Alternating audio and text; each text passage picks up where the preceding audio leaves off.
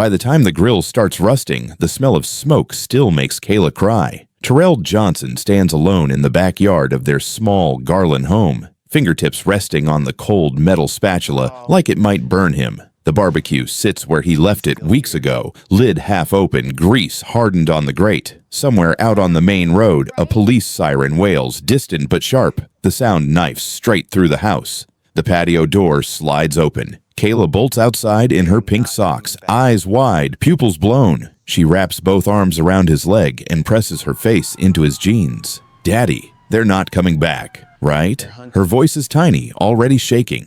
"They're not coming back," he says, steady, automatic. It's the same answer every time. It never sounds more convincing. Out front, a patrol car glides past at normal speed, just another unit on just another Texas night. From the side window of his room, 16-year-old Marcus watches it like it's hunting.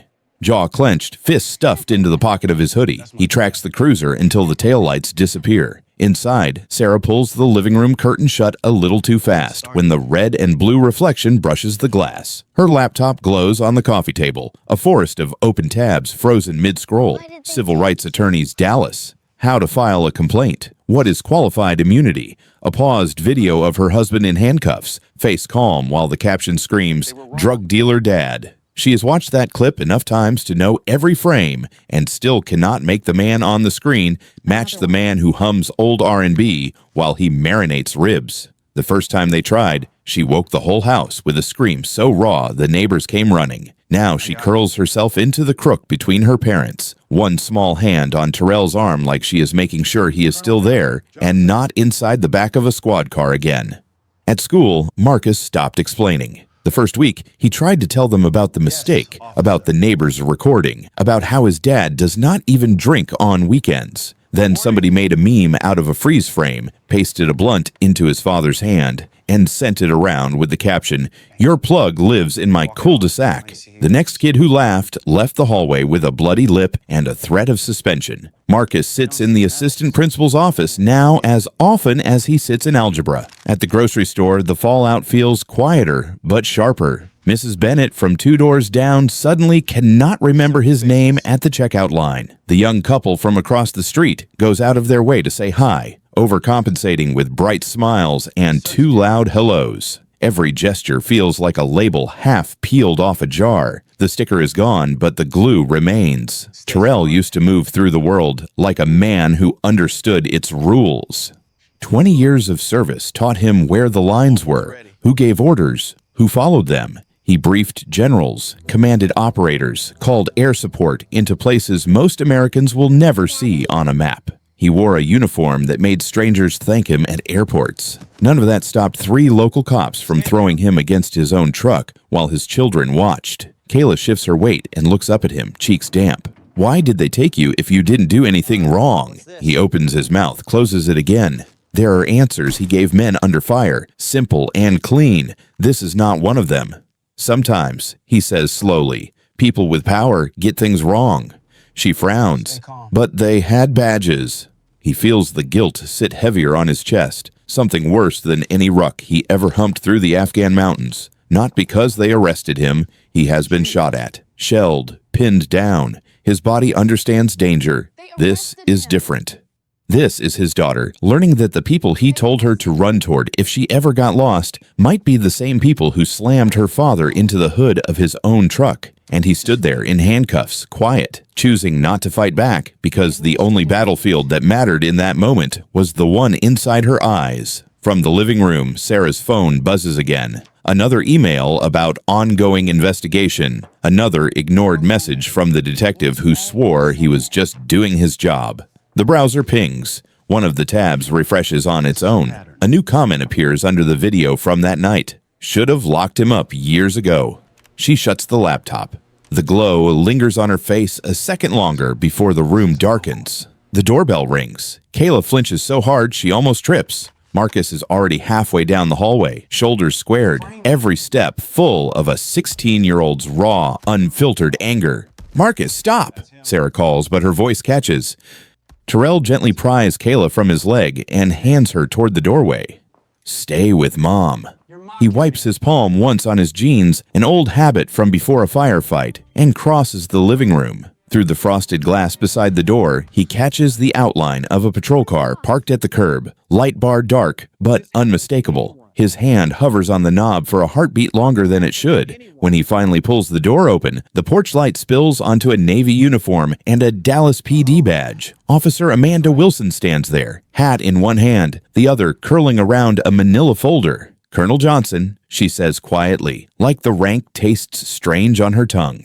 In the silence that follows, Kayla presses her face into Sarah's side without looking, and Marcus's fists ball up so tight his knuckles turn white. That night, as another distant siren fades into the Texas darkness, Terrell understands the worst damage was never the cold steel on his wrists. It was the way his children now look at a badge and wonder whether it belongs to a protector or a predator. On most mornings, before the Texas sun turned the pavement into a griddle, Terrell ran the same loop through the neighborhood. He liked the quiet of Garland at 6:30 a.m., sprinklers ticking across manicured lawns, dogs barking half-heartedly behind fences, the smell of coffee drifting from cracked kitchen windows. He ran past the white two-story where Mrs. Patterson watered her roses in a faded Baylor sweatshirt. "Morning, Colonel," she called, though he had told her 100 times just to call him Terrell. "Morning, Mrs. P. You're gonna drown those flowers." He cut past the Anderson house, where Mr. Anderson already had the garage open, tinkering with a Mustang that had been almost finished for 3 years. 2 doors down, the Martinez couple loaded their twins into car seats, juggling backpacks and sippy cups. "Save us a plate for Saturday," Miguel Martinez shouted. "My wife's counting on your ribs." Terrell raised a hand in a lazy salute and kept moving, lungs and legs working in easy rhythm. For a man who had once run mountain ridges in full kit, suburbia felt merciful. By 8, he was standing in the lobby of Trinity Community Center, holding a ring of keys and a styrofoam cup of coffee that had seen better days. The building smelled like floor cleaner and teenage sweat. In the main room, a cluster of kids were already at the worn-out ping-pong table arguing about who cheated last week. "All right, bring it down," Terrell called, voice low but carrying. The chatter snapped off out of habit. "We got homework help for anybody who wants it. And if you're here to just mess around, you better mess around quietly." A tall 14-year-old named Jamal bumped shoulders with another boy near the back. Terrell caught the flash of anger, the way Jamal's hand balled like it had someplace to go. "Jamal," he said, not loud, not soft, just precise. The boy froze mid-step. "Walk it off or sit it down. Those are your options. You throw a punch in here, you're not just dealing with school, you're dealing with me. And I am less forgiving." Jamal muttered something under his breath, but peeled away, shoulders still tight. Terrell watched him go, reading the posture the way he used to read satellite photos. Pressure building, no release valve. He made a mental note to catch the kid later, away from an audience. Around mid-morning, a pickup pulled into the center's lot slowly, like the driver's bones hurt. Terrell recognized the truck before he saw the man. Mr. Harlan, Vietnam vet, retired electrician, the kind of white Southerner who still called him son, but meant it with a strange, old-fashioned respect. The older man wrestled 2 grocery bags and a case of bottled water from the back seat. Terrell was at his side before he reached the curb. "I got that, Harlan." "Boy, if you don't let me carry something, I'm gonna forget how." Harlan smiled, but his hand trembled just a hair as he passed over the bags. "These for your kids. Snacks, juice boxes. Don't tell their mamas I'm the one rotting their teeth." They walked together toward the door. Harlan's gaze dropped, as it often did, to the faint, ribbon-shaped indentation at the base of Terrell's neck, where a medal used to rest on formal uniforms. "You still keeping that thing in a sock drawer?" Harlan asked. "It's in a box in the closet," Terrell replied. "Kayla uses the sock drawer." "Figures." Harlan snorted. "You think hiding it makes you safer. I just think my kids don't need to grow up in a shrine," Terrell said. "I did a job. I came home. Now I work here." Harlan stopped just shy of the door, eyes sliding over Terrell's face, then over his forearms, tendons still cable-tight even after retirement. "Let me tell you something, son," he said, voice dropping. "You think that ribbon's gonna cover your back here the way it did over there? You're dreaming. There's folks in this country, they don't see medals when they look at you. They see your skin. That's it." Terrell smiled the way he did when kids at the center bragged about gangs they weren't in. I stared down Taliban fighters at 20 yards, Harlan. I think I can handle a couple of small-town cops who get too big for their britches. It ain't about handling them, Harlan said. It's about them deciding they don't have to handle you right. Terrell clapped his shoulder, ending the moment. I appreciate the concern. Really? But this is home. We play by the rules. We'll be all right. He believed it when he said it. By 3, he had traded his Trinity polo shirt for coveralls at Anderson's auto shop. The radio played classic rock under the whine of impact wrenches. Oil coated his hands, a different kind of grime than desert dust, but strangely familiar. He liked the straightforward math of engines, cause, effect. No politics, no paperwork. You fix what's broken, or you don't.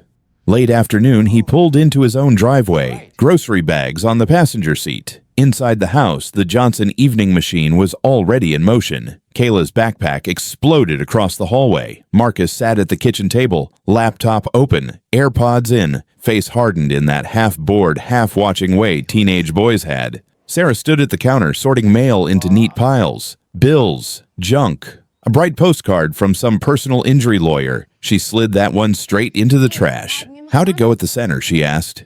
Same headaches, different day, Terrell said, unloading food. Jamal almost donated somebody a broken nose. We talked him down. You always say talked him down. One of these days, I'd pay money to see how that really looks. It looks like me reminding him his grandma would tan his hide if he screwed up her trust, he said. Fear of grandma beats fear of me every time. Marcus yanked one AirPod out. Dad, you see what happened to Darius today? Terrell glanced over. The Darius with the curly hair, or the Darius who thinks deodorant is optional. Curly hair. Security pulled him out of the lunch line, searched his bag in front of everybody, said they had a tip. There was nothing. They didn't even say sorry. Sarah frowned. Did he talk back? Was he mouthing off? No, Marcus snapped. He was literally just standing there, Mom. Kayla, coloring at the table, looked up. Why'd they search him if he didn't do anything? Marcus's jaw flexed. Because he's black, Kay. Same reason they follow me around the mall like I'm about to stuff shoes in my hoodie. He looked at his father, eyes hot. I'm thinking about posting about it. People need to see how they treat us. Terrell set down the pack of chicken thighs he'd been about to season. He wiped his hands on a dish towel, choosing his words. I'm not saying you shouldn't speak up, he began, but you need to be smart about how you do it. Being quiet hasn't exactly been working, Marcus shot back. Listen, Terrell said, voice dropping just enough to slice through the static in the room. You keep your hands clean. You keep your record clean. You look them in the eye. You say, yes, sir, no, ma'am, even when they don't deserve it. The system may be slow, may be ugly, but if you stay straight, in the long run, it gives you something to stand on. Marcus scoffed. You really think being polite saves us?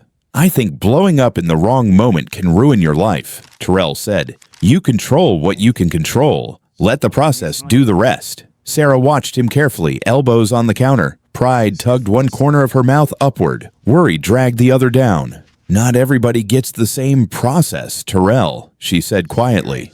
I know that, he replied. Believe me, I know it better than most. But I also know walking around angry all the time is like carrying a bomb in your pocket. It only hurts you when it goes off. He turned back to the cutting board, the conversation sliding around them like water around stones. Still, in the back of his mind, a headline flashed. Uninvited. Local father arrested on drug charges. He'd seen versions of it too many times, attached to faces that looked like his. Men whose stories ended with mugshots instead of medals. It wasn't dying that scared him. Death had almost taken him half a dozen times in dusty valleys on the other side of the world. He understood that transaction. What shook him in the quiet moments was the idea of his children scrolling a feed and seeing his face under that kind of headline. Of Marcus hearing, your dad's a criminal, and not having the evidence to shut it down. Of Kayla trying to reconcile the man who braided her doll's hair with the man in cuffs on the screen. After dinner, the mood lightened. Terrell prepped for Saturday, like he always did, even though it was still only Thursday. He pulled the grill cover in from the shed, checked the propane tank, scrubbed at the grate until old char broke loose in black flakes. He lined spices up in military rows on the counter, measuring by muscle memory. On the back patio, he looked out over the cul-de-sac. The Andersons' kids rode bikes in circling loops. The Martinez twins chalked crooked hopscotch squares on the sidewalk. The evening glow made every house look softer, like a postcard promising safety. Ribs on Saturday? Miguel called from his lawn. If the wind's right, you'll smell them Friday, Terrell called back. Inside, Sarah double-checked the grocery list. Marcus sprawled on the couch, scrolling his phone. A video popped up of a traffic stop gone bad 2 states over. He watched a few seconds, jaw tightening, then clicked out and looked toward the front window where the streetlights were coming on. A squad car rolled slowly through the intersection at the end of the block, lights off for once, just on patrol. The reflection slid across the Johnsons' living room wall, red, then blue, then gone. Man, let's just hope they never find a reason to stop here, Marcus joked, half under his breath. Terrell laughed, easy, reflexive. We pay our bills, we mind our business, we feed half this neighborhood. What reason would they have? He stepped out onto the porch for one last look at his quiet street, at the neighbors who waved, at the life he'd built brick by brick, like it might finally be enough to outweigh where he came from. At least, that's what he believed, right up until the night rubber screamed against concrete in his driveway, and the people with badges came looking for a villain in his backyard. The smoke from the grill curled lazily into the dusk, like nothing bad had ever happened in that backyard. Country music and old R&B traded places on a Bluetooth speaker. Kayla chased bubbles across the patchy grass. Marcus sat on the back steps, hoodie half on despite the Texas heat, scrolling through his phone and pretending not to watch his dad at the grill. Terrell flipped a rack of ribs, checked the sear on the burgers, and let the rhythm of it settle him. Meat, fire, seasoning. Simple problems with simple solutions. From the front of the house came the low growl of engines. Not one, several. The first hint something was wrong wasn't the sound. It was the way the sound did not pass by. It stopped. Tires crunched gravel. Doors slammed, one after another, in a clipped, aggressive cadence Terrell recognized from raids in another life. He set the spatula down on the side shelf and started toward the gate, just as Kayla began to ask if the burgers were almost done. The word almost died in her throat when red and blue light exploded across the fence. 3 marked patrol cars and 1 unmarked sedan filled the driveway like they were surrounding a suspect, not visiting a family. The neighbors' curtains fluttered as people peeked out and pretended not to. Detective Raymond Morrison stepped out of the sedan first, plain clothes, badge hanging from his belt, hand resting just short of his holster. Behind him, Officer Kyle Stevens and 2 other uniforms fanned out, boots loud on concrete. "Hands where we can see them," Morrison barked, already halfway up the lawn. Terrell raised his palms, fingers spread. "Evening, officers. Is there a problem?" Stevens closed the distance faster than Terrell expected, chest puffed, eyes already locked in on a target. He shoved Terrell hard in the sternum. The force would have knocked most men off balance. Terrell rocked back 1 step. The spatula slipped from his hand and hit the patio with a sharp metallic clang that sliced through the music. Kayla froze, then burst into sobs, darting behind Sarah, who had just stepped out with a bowl of salad. "Hey!" Marcus snapped, jumping to his feet. "You can't just—" "Marcus, back," Terrell said without taking his eyes off Morrison. The tone stopped his son mid-stride. Morrison circled him slowly, like a dog evaluating a trespasser. "We got reports of suspicious activity, large group gathering, possible narcotics. You hosting a little side business out here, Johnson?" "This is my home," Terrell said, keeping his voice level. "We're having dinner." Sarah stepped forward, one arm still wrapped around Kayla. "We live here. You must have the wrong address." "Ma'am, step back." Stevens cut in, planting himself between her and the line of patrol cars. "Everyone stays right where they are until we're done." The air thickened. Terrell felt it in his shoulders, in the way his heart rate ticked up a notch but did not spike. His body began doing math on its own. 4 officers, 3 with visible weapons, 1 detective whose stance screamed overconfidence. Angles, distances, reaction times. In another life, he would already know whose gun to control first, which direction to drive an elbow, how to clear the line of fire from his family. His muscles remembered every drill, every night raid. "Officers," he said, forcing his hands a little higher. "I served this country for 20 years. If you check your system, you'll see I'm not who you're looking for." Morrison laughed, short and ugly. "Yeah? Everybody's a war hero now. We'll verify all your stories later. For now, this is a search." "You need a warrant to search my property," Terrell replied. "We've got probable cause," Morrison snapped. Music, smoke, Cash transactions reported. Sounds like a party with a price list to me. Sarah's eyes widened. Cash transactions. I bought groceries at Kroger. You want the receipt? Stevens took a step toward Marcus, eyeing the teenager like he'd caught him spray painting a wall. You carrying anything, kid? Drugs, weapons, anything you forgot to tell us about? Leave my son alone, Terrell said, heat edging into his tone. Morrison slapped a hand against his chest again, more for show than anything. I said back off. You're already pushing resisting. The shove barely moved him. Morrison's eyes flickered for a second, registering the solid resistance he'd met. Terrell saw the question forming there. This man is stronger than he looks. He filed it away. In his mind, two paths opened. On one, he stopped playing nice. He stepped into Morrison's space, used the man's weight against him, folded his wrist down hard enough to drop the gun. He drove Stevens backward with a shoulder, repositioned himself between badges and children. Officers would be on the ground, groaning, before their radios finished squawking. On the other, he did what every lawyer, every training, every mentor had drilled into black boys and men for decades. Keep your hands visible. Do not escalate. Survive the encounter. Fight it later with paperwork instead of fists. He heard Harlan's voice from the parking lot of the community center. They don't see medals when they look at you. They see your skin. Morrison turned toward the driveway, eyes sliding to the pickup parked near the curb. We're going to have a look at that truck. You open that without a warrant. You're violating my rights, Terrell said. Look at the lawyer over here, Stevens muttered. You know how many civil rights I hear about every week? Same song, same dance.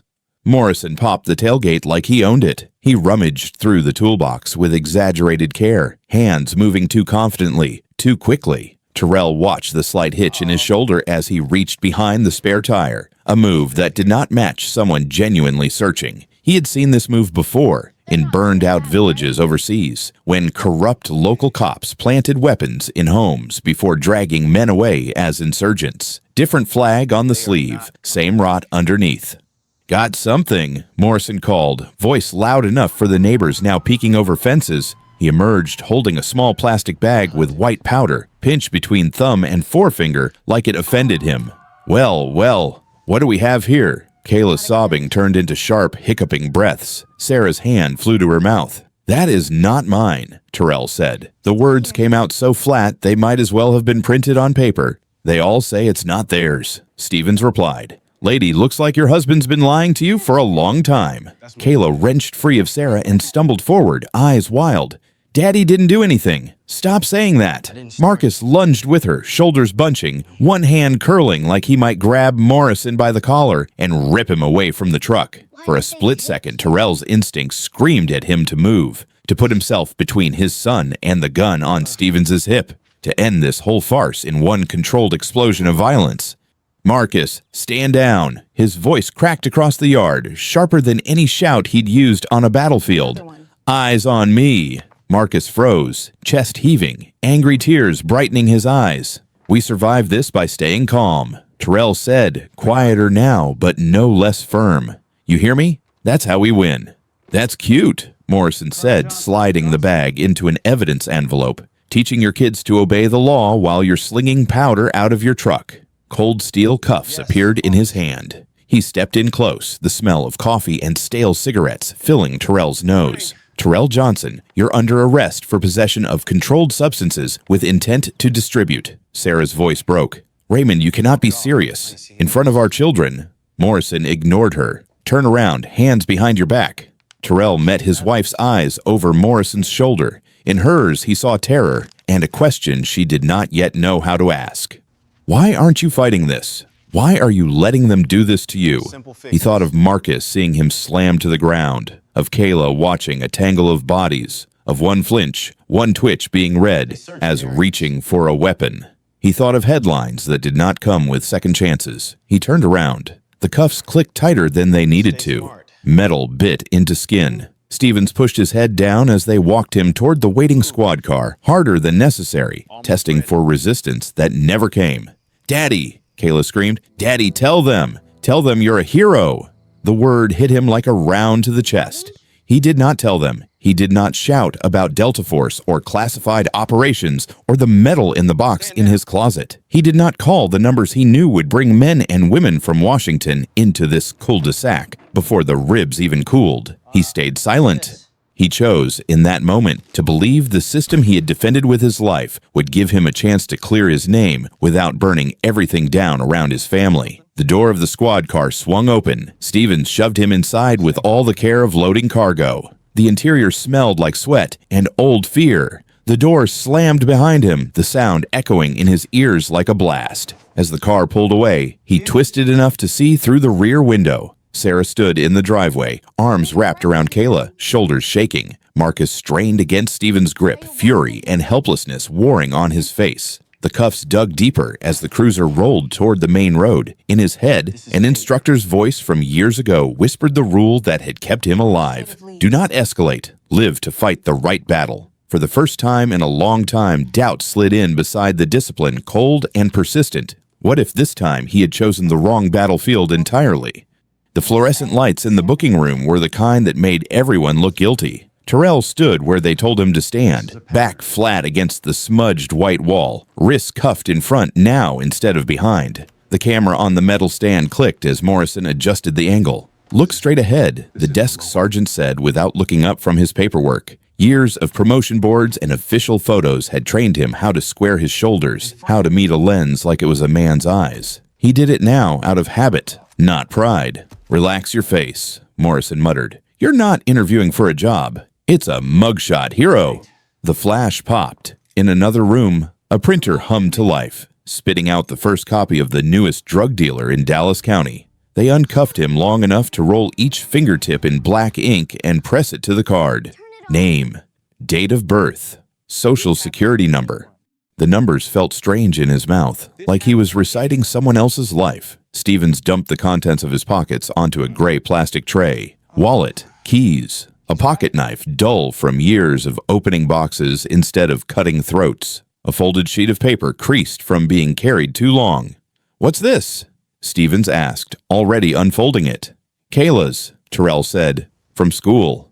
A cluster of stick figures smiled up from the page. A tall one labeled Daddy, a smaller one labeled Mommy, a boy with hair like scribbled flames, and a girl with two huge circles for eyes. Above them, a crooked little house and a blazing sun. Stephen snorted. Cute. He crumpled it in one fist and tossed it toward the trash can. It bounced off the rim and landed half in, half out. A corner with Kayla's name in careful block letters stuck out at an awkward angle. Terrell's fingers twitched, wanting to reach for it, rescue it, smooth it back out on his palm. The cuffs snapped shut again before he could move.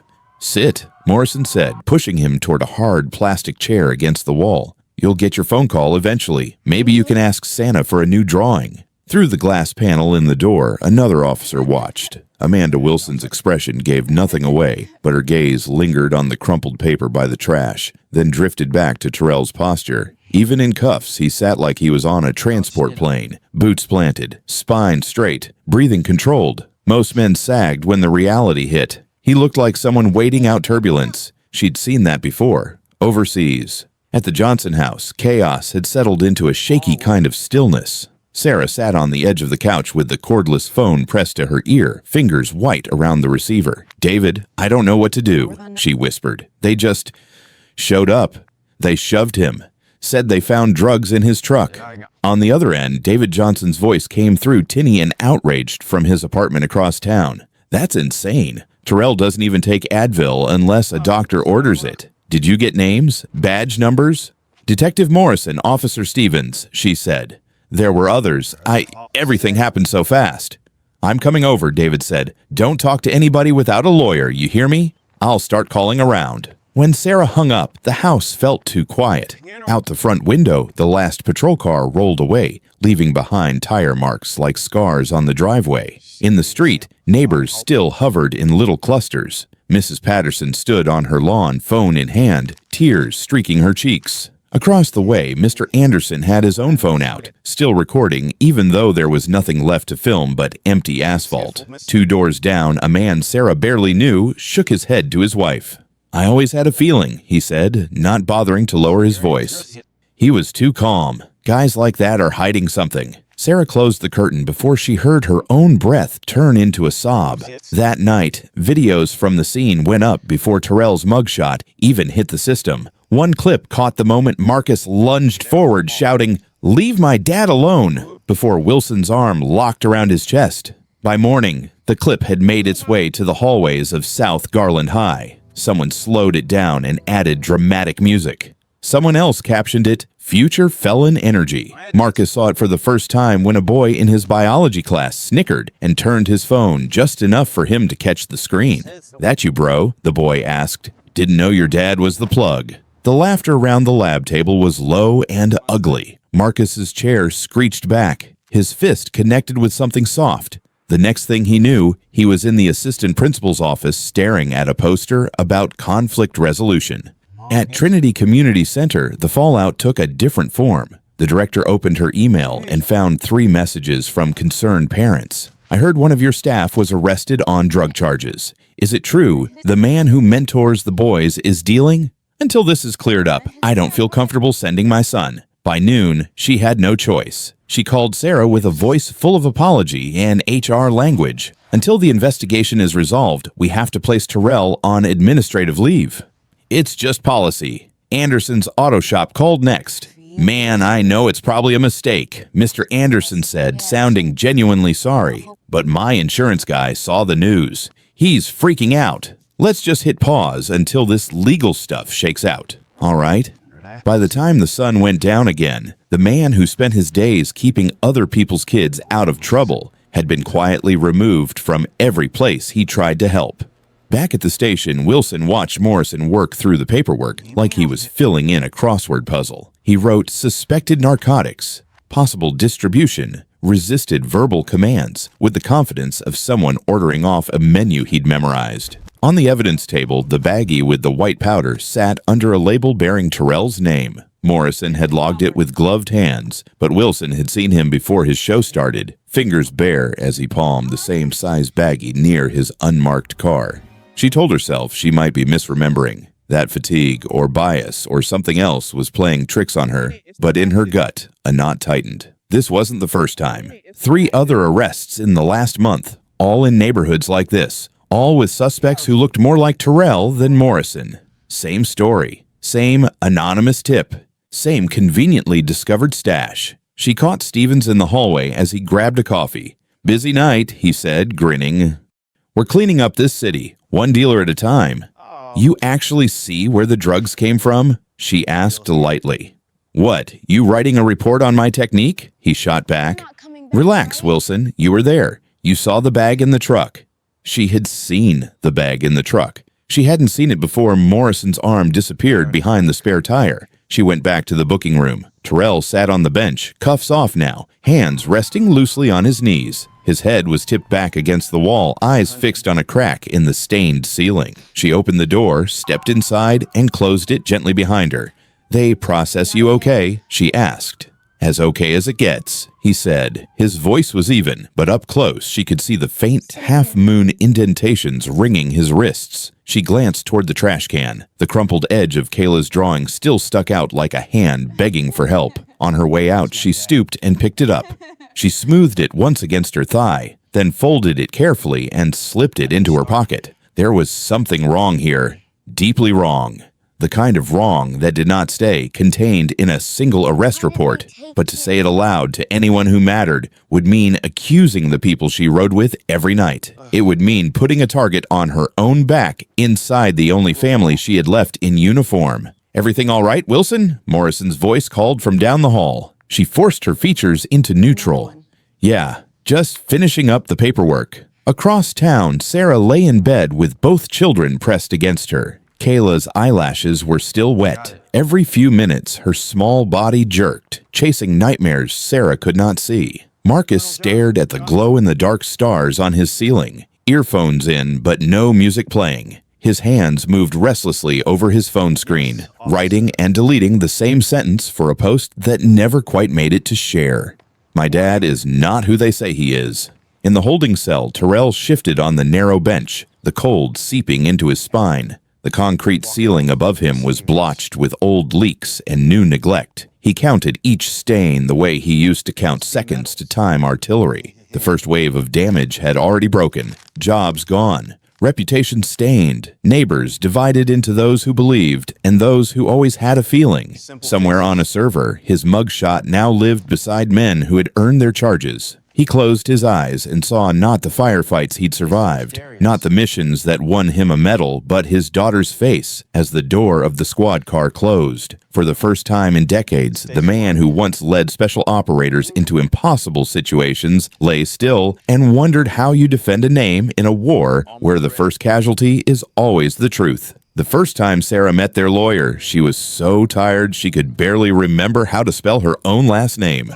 Attorney Linda Perez spread a stack of papers across the Johnsons' kitchen table like she was laying out a losing hand of cards. Mid-40s, sharp eyes behind tired glasses, she radiated competence without any promise of miracles. "I am going to be honest with you," she said. "This case looks bad on paper." Sarah swallowed. "How bad?" "Cocaine allegedly found in his truck."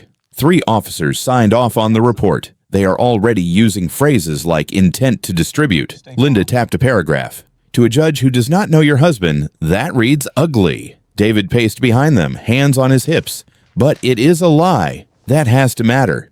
"It will matter later," Linda said. "Right now, all the court sees is the charging document. Our first fight is getting him out on bail so he can go to work and plan his defense. Unfortunately, with these charges, bail will not be cheap." At the arraignment, Terrell stood in a glass cage with 3 other men, while a magistrate droned through charges and amounts like he was reading lottery numbers. When they got to his name, Sarah heard the figure and felt the floor tilt. The number did not sound like punishment. It sounded like erasure. Behind the rail, Linda leaned over to whisper, "We can try to argue lower, but with narcotics and multiple officers, this is about what I expected. Can your family cover it?" Sarah thought of Marcus's college fund, the account they had fed slowly since the day he was born. She thought of the envelope of emergency cash Terrell kept taped under a drawer, habit from watching governments fail. "Yes," she said, though it was almost not true. "We will find it." That night, she and David sat at the kitchen table again, laptop open to the bank website. The line labeled college savings stared back at her. Her finger hovered over the mouse. Marcus walked in halfway through the transfer. "What are you doing?" She turned the screen slightly, unable to lie. "We need to post bail for your father. This is the only way." His face twisted. "That is my money." "It is our money," Sarah said softly. "Your father put most of it there. He put it there so I would not have to live like this." Marcus shot back, "And now I get to watch it all disappear because some cop made up a story." He stormed out before she could answer. The confirmation email for the transfer popped up a minute later, stale and polite. By the end of the week, Terrell's profile vanished from the Trinity Community Center website. Where his picture had been, a blank space sat between 2 other smiling staff members. "It is just temporary," the director told him over the phone, voice full of guilt. "You know I trust you, Terrell, but the parents are nervous." "The board is nervous. We have to protect the program." Anderson from the shop did not bother with corporate phrasing. "Man, I got an insurance guy breathing down my neck. He saw your mugshot. Until this clears up, I cannot have you on the floor. I am sorry. I hope you know I am sorry." On Sunday, Sarah dressed the kids for church out of sheer stubbornness. If they retreated now, the whispers would only grow. Inside the sanctuary, the air felt warmer than usual, packed with bodies and unspoken opinions. As they walked down the aisle, people made space. A few hugged her, murmuring that they were praying. Others offered stiff nods and moved 2 seats down as if proximity might taint them. She chose a row near the back. When the pastor started a sermon about storms that test our faith, Sarah could not tell if he had planned it or rewritten the whole thing that morning. At the grocery store, the divide was more obvious.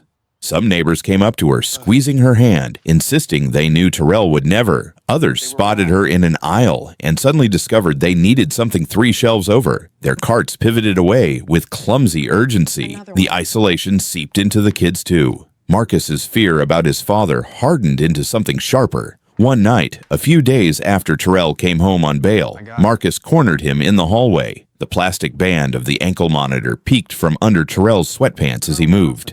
"You could have stopped them," Marcus said, voice low and shaking. "You could have fought back. We have all seen what you can do, even if you never talk about it. Instead, you just put your hands out." Terrell took a breath.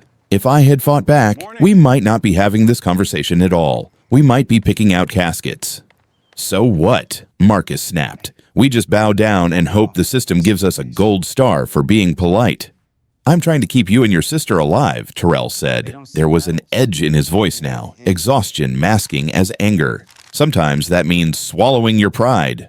"Well, congratulations," Marcus shot back. "My pride is about all we have left." He walked away before Terrell could answer. The quiet that followed was louder than any argument. Kayla processed it differently. At school, her teacher, Miss Carter, noticed the drawing she was working on during art. A man with a square body and stick legs stood under a blue sky. Thick black rings circled his wrists. "Who is that?" Miss Carter asked gently. "My daddy," Kayla said. "Those are his bracelets."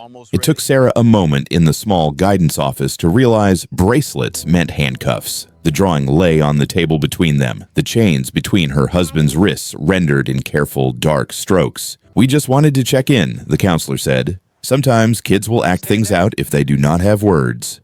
The Sarah could not take her eyes off the picture. The smile on the stick figure's face looked identical to the one he wore in every birthday photo. While the Johnson family tried to stay upright, Terrell's world shrank to the radius of his couch and the length of his hallway. The judge had agreed to release him on bond with an ankle monitor. It sounded better than a cell. It did not feel that way. The plastic cuff around his leg was snug and unforgiving. Every time he moved too close to the front door or lingered near the driveway, it chirped a warning. The sound fused in his memory with two other sounds: the clang of the jail door closing behind him, the distant crack of gunfire in Afghan valleys. At night, sleep came in fits. One minute he was back in Kandahar, sand whipping his face, radio crackling in his ear. The next, he woke on his own couch with Kayla's blanket draped over him and the red light on the monitor blinking like an accusation.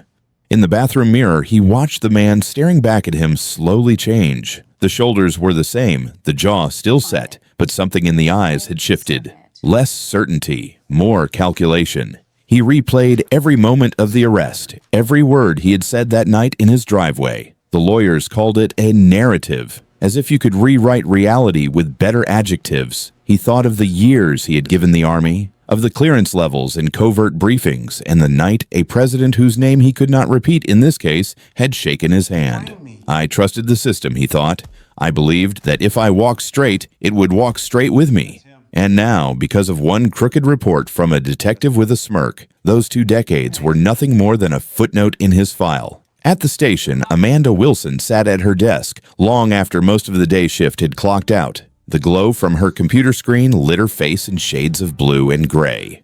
She pulled up the last 3 major narcotics arrests tied to Morrison's badge number, 3 different neighborhoods, 3 different defendants, all black or brown, all anonymous tips, all traffic stops or suspicious gatherings that escalated into drug busts when a baggie appeared from somewhere just out of frame. The reports were nearly identical. Same wording, same phrases about furtive movements, same neat ending where the suspect's denial was noted as if it were part of the script. She sent a summary to Internal Affairs with the subject line "Pattern Concern Regarding Recent Narcotics Arrests." She laid out her observations without accusing anyone by name. The response came back 24 hours later. "Thank you for your diligence, Officer Wilson. We will review the files as resources allow. No follow-up questions, no request for detail. Just a digital pat on the head." She could almost hear the unspoken message. "Stop looking so hard. You are making this uncomfortable." In the locker room, the other officers joked about cleaning house and putting another one away. Morrison basked in the attention. Stevens played the class clown, reenacting Terrell's calm voice at the grill and getting cheap laughs. Wilson kept her eyes on her boots and her mouth shut. The more she saw, the more alone she felt. Back home, long after the kids were finally asleep, Terrell stood in the bathroom with the door half closed. The overhead light buzzed softly. He tugged at the collar of his t-shirt, exposing the faint hollow at the base of his throat where metal had once rested. Years of wearing the Medal of Honor on dress uniforms had left a small, permanent imprint on his skin, a ghost of the ribbon. His fingers brushed that spot now, tracing the shape that was no longer there. If they knew, he thought. If Morrison had pulled up his record instead of laughing at his Veterans Affairs card. If the judge had read the citation instead of the charges. If the headline had said decorated colonel instead of local man, would they have shoved him as hard, tightened the cuffs as much, called him dealer with the same casual contempt? And if the answer was no, if the only thing standing between a man and a ruined life was a piece of metal most people would never earn, then what did that say about the justice he had spent his youth fighting to defend? He met his own eyes in the mirror, the question hanging there with no one to answer it but his reflection. Amanda Wilson stayed late, the station humming on low behind her as she logged into the federal database using her veteran credentials. She ran Terrell's social and froze when half the screen blurred behind words that did not belong in a local drug file. Classified, TSSCI, access restricted. She called the VA, got bumped to a supervisor, then to a number she had never dialed, Pentagon Personnel Office. The voice on the line said a name that rearranged her whole night. Colonel Terrell Johnson, Medal of Honor recipient, former Delta Force. At almost the same time, in a monitored room down the hall, Terrell used his single phone call on an emergency number only a handful of officers ever knew. When General Patricia Miller answered, he heard disbelief crack her steady tone. "What did they do to you, Terry?" "What they do to a lot of men who look like me, Mom." Within an hour, black SUVs with government plates and FBI windbreakers were sliding into the lot. Wilson's phone buzzed with messages from an unknown secure contact. Assets inbound. Ensure subject's safety. She realized the man in holding was not just another defendant. He was someone the Pentagon considered an asset. That meant whatever Morrison had done was no longer just a local problem. In the briefing room, Miller stood at the front while officers and agents lined the walls.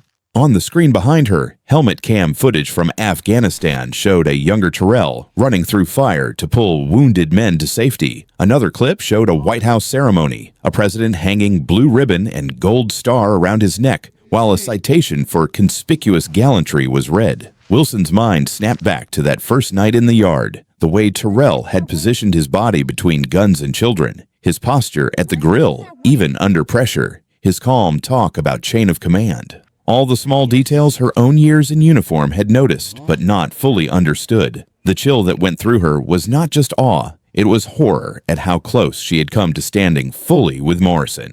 If she had not been military herself, she would have written Terrell off as just another angry suspect. James died for a set of values, she thought, and I almost betrayed them in my own precinct. Later, in a quiet corner, Terrell watched as the story turned.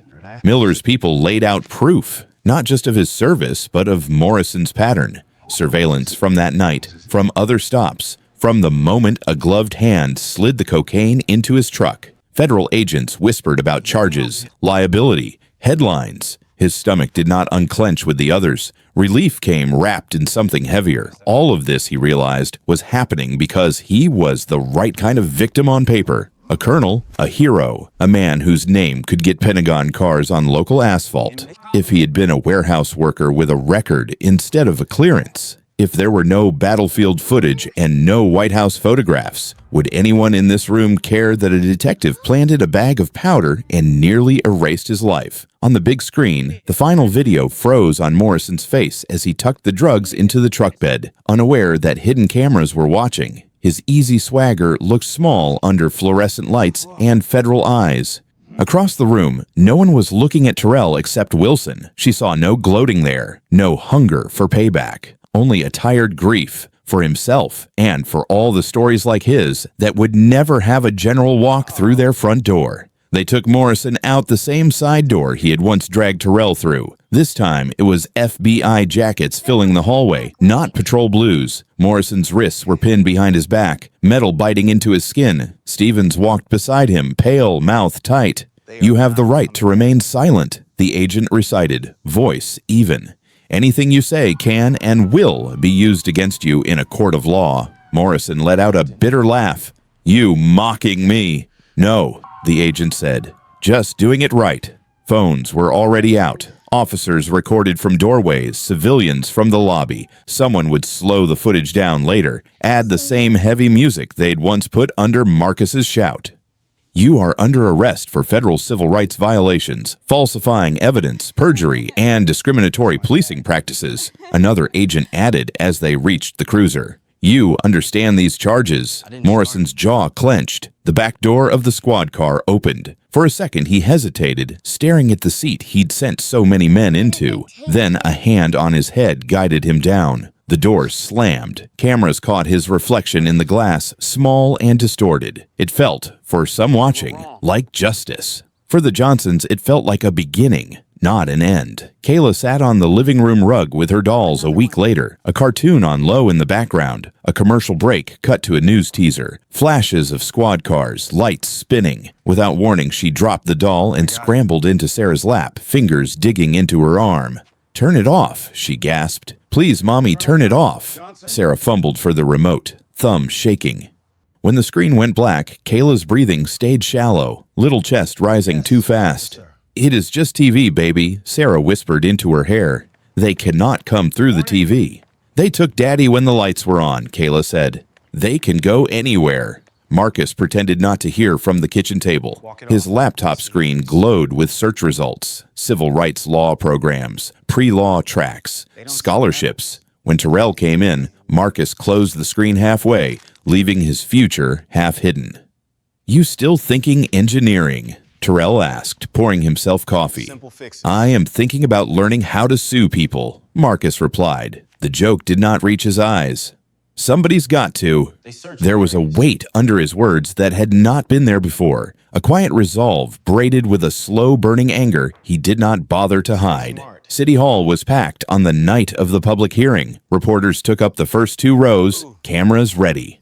Council members sat behind their long, curved desk, nameplates shining under harsh lights. Uniformed officers lined the walls, some with arms crossed, some with hands loosely clasped, their faces a mix of curiosity, resentment, and unease. Sarah squeezed Terrell's hand as his name was called. He walked to the podium in a plain button-down and slacks. No uniform, no medals, just a suburban dad who had once been forced to the ground in front of his kids. "Mr. Johnson, you have 3 minutes, the council president said. Terrell looked out at the room. He saw Mrs. Patterson near the back, eyes red. He saw Wilson standing along the side wall, hands behind her, gaze steady. He saw a young black officer in the corner, shifting his weight like every word mattered. "I am not here as Colonel Anybody tonight," he began. "I am here as the man who was grilling ribs when his driveway turned into a crime scene." A ripple went through the crowd at the word Colonel, but he let it pass. "I have heard a lot of people call me a hero lately," he continued. "They say what happened to me is especially bad because of what I did in Afghanistan." He paused. "Let that sink in. They are wrong. It is bad because it happened at all. To anybody. My medals should not be the reason you believe I do not sell drugs out of my truck. Existing in my own yard while black should not be probable cause." A council member shifted uncomfortably. A sergeant in the back dropped his gaze to the floor. Another officer's jaw tightened, defensive. "I am not here to say all cops are evil," Terrell said. "Officer Wilson in this room put her career on the line to tell the truth. There are others like her. But if the only way their voices matter is when someone with a Pentagon file gets hurt, your system is broken." He laid out what he wanted. Mandatory body cams that could not be turned off at convenience. Independent boards that reviewed use of force and citizen complaints. Real training in bias, not just a slideshow to click through for credit. "I led men into combat," he said. "Before we went anywhere, we rehearsed what to do when things went wrong. Not if. When. That is what you need here. Not a fantasy that every officer will always make the right call, but a plan for what happens when they do not." His time light blinked red. He finished anyway. "The price my family paid does not go away if you lock up 2 bad cops and call it a day. My daughter will still flinch at sirens. My son will still choose his major based on the night you let this happen. You do not get to fix that. What you can do is make it less likely that some other family has to explain to their kids why daddy is in handcuffs for nothing." When he was done, the room was strangely quiet. Then, one pair of hands began to clap. It was the older desk sergeant from the station, the one who had booked him without comment. A moment later, Mrs. Patterson joined in. Then the young officer in the back. The applause never became a roar, but it was enough to make the council president's face tighten with the realization that cameras were rolling. Wilson paid her own price quietly in the weeks that followed. Her shift assignments changed. The plum cases dried up. Conversation stopped when she walked into rooms. Someone taped a note to her locker one night. Rat. She took it down without a word, folded it once, and slipped it in the same pocket where she kept Kayla's rescued drawing. But every now and then, a newer officer would catch her in the parking lot and murmur, "Hey, thanks for what you did on that Johnson case," looking around to make sure no one was listening. The gratitude did not erase the chill in the squad room, but it reminded her why she'd pinned the badge on in the first place. One evening, months later, Garland settled under a soft orange sky. The Johnsons' backyard looked almost like it used to. The grill, scrubbed clean, gleamed under a new cover. The rust had been sanded off, the grates replaced. Terrell stood beside it, Kayla lining up plastic plates on the patio table, Marcus scrolling on his phone nearby, pretending not to wait for his dad to ask about colleges. He ran a hand along the metal lid, feeling its cool weight. It used to be just a grill, a place to flip burgers, argue about football, complain about Texas heat. Now, whenever he looked at it, he saw flashing lights painted over smoke, the arc of a spatula hitting concrete, the outline of his family frozen in fear. He lit the burners, flame catching with a soft whoosh. Sarah stepped out with a bowl of seasoned meat, smiled when their eyes met. For the neighbors watching from their own yards, it might have looked like any other suburban Saturday night. Terrell knew better. This square of concrete and grass had been a battlefield, not for territory or ideology, but for something more fragile. The right of a black family to exist in ordinary happiness without having to prove they deserved it. He set the first rack of ribs on the grate and closed the lid, the sizzle almost loud enough to drown out the memory of tires screaming into his driveway. 6 months later, the headlines had moved on, but the echo of that night still ran under everything. Morrison and Stevens sat at a federal defense table now, suits instead of uniforms, listening while prosecutors read out words they used to throw at other people. Civil rights violations, falsified evidence, pattern of discrimination. The cameras outside the courthouse caught them climbing into the same kind of squad car they once used as a stage. This time, no one called them heroes. Inside Dallas PD, the training room had a new slide deck, a case study about an anonymous backyard arrest. Officers watched grainy clips of a man in cuffs and a detective planting drugs, faces tight. At the front, Amanda Wilson asked the same question every time. At what point did this stop being a mistake and start being a choice? No names on the screen, but everyone knew which case had forced this class into existence. Some of Morrison's old arrests were reopened. Quiet letters went out to families who never had a general walk into their lives. Not every wrong could be undone, but the file cabinets were no longer untouchable. Terrell went back to Trinity Community Center, this time without hiding the past he once kept locked in a closet. When the kids begged to see the medal, he brought it in its blue velvet box. Let them hold it, feel its weight. He told them about the day it was pinned to his chest, then snapped the lid shut. "You do not need one of these," he said, "to deserve basic respect." On Tuesday nights, he and Marcus sat in folding chairs at town halls about police reform, sometimes speaking, sometimes just listening. Marcus took notes like a man mapping out a future he had not asked for, but now claimed. Wilson became the officer people loved or hated, depending on which side of the badge they stood. In the squad room, some rolled their eyes when she asked if body cams were on or reports matched footage. On the street, mothers pulled her aside to whisper thanks. Defense attorneys stopped treating her like an enemy and more like a rare neutral ground. One afternoon, she stood alone at a military cemetery, boots in the trimmed grass. The stone in front of her read James Wilson, beloved son, brother, soldier. She told her brother about Terrell, about Morrison, about the choice she had made. "I did not walk away from what you died for," she said quietly. "Not this time." The world did not change overnight. One evening, a 911 call still went out about a black man lurking in a quiet Garland subdivision. A young patrol officer pulled up, palm brushing his holster out of sheer habit, training videos flickering in his mind. He saw a middle-aged man in a ball cap holding a bag of charcoal and a pack of hot dogs, peering at house numbers like he was not sure which driveway was his. "Evening, sir," the officer called, keeping his tone easy. "You new around here." "Just moved in last week," the man said, lifting the grocery bag. "Trying to remember which one is mine before I embarrass myself." The officer smiled and nodded toward the right house. "You are the third mailbox down. All good tonight. Let me help you with that." No one filmed it. No one went viral. It was just a peace officer helping a neighbor carry barbecue supplies into a backyard. Exactly the kind of moment that should never have been remarkable, and now quietly was. That night, Terrell sat on his own front porch while Kayla rode her bike slow, then faster, circles widening in the driveway. A patrol car rolled through the far intersection, lights off, nothing but another part of the neighborhood scenery. She did not flinch. He watched her, and he thought of the men whose names would never reach a Pentagon database, of families who never got a call from a general or a visit from the FBI, of cases where the truth stayed buried because no one with rank decided to dig. He understood then that consequences do not arrive just to punish the bad ones. They arrive to show everyone who they have become when nobody thinks they are watching. In one small corner of suburban Dallas, a tired black soldier in civilian clothes kept teaching his children the same lesson. Justice is not a ribbon on your chest or a title in front of your name. It is how you choose to treat the ordinary man standing at his grill next door. If this story moved you, do not let it stop here. Talk about it, share it, leave your thoughts, and stay with this channel. The more voices we gather around stories like this, the harder it is for the next backyard to be ignored.